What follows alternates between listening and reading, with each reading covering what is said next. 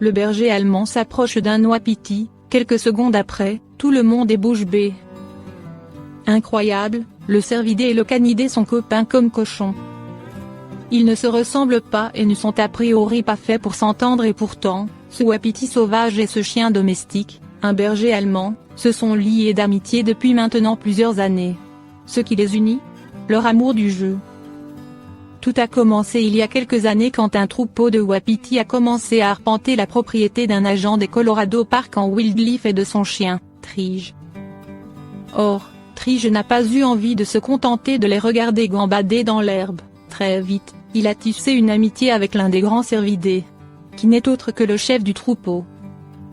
Et les deux animaux ont même mis au point un jeu pour se divertir lors de chacune de leurs rencontres.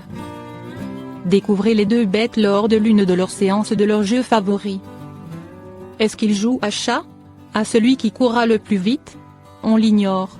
Mais eux, en tout cas, ont l'air de connaître parfaitement les règles. Le tout, chacun restant sagement de son côté de la clôture.